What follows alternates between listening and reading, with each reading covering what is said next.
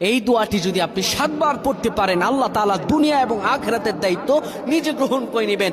আপনার সকল পেরেশানি দূর হয়ে যাবে। বুকে হাত রেখে বলি, আল্লাহর কসম এই দোয়া আমি ছেড়ে দিই না। তোমরা এই দোয়াটা শোনার পরে সাথে সাথে শেয়ার করে দিবা। আমল না করেও সওয়াব পাবা, তোমার একটি শেয়ারে আমল না করেও সওয়াব পাবা। আল্লাহ তাআলার সওয়াব দান করবেন, রিজিকে বরকত দান করবেন, মনের আশাগুলো পূরণ করবেন।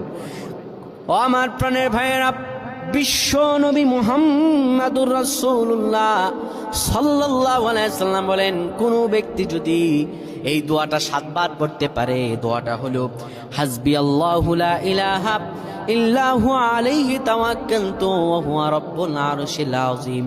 কোন ব্যক্তি যদি এই দোয়াটা পড়তে পারে খালেস অন্তরে সকালে 7 বার আর মাগরিবের পরে 7 বার পড়তে পারে, আমার আল্লাহ রাব্বুল আলামিন বড় বিপদ থেকে তারে বাঁচিয়ে দিবেন। তার দুনিয়া এবং আখিরাতের দায়িত্বগুলো আমার রাব্বুল আলামিন নিজে গ্রহণ করে নেবেন।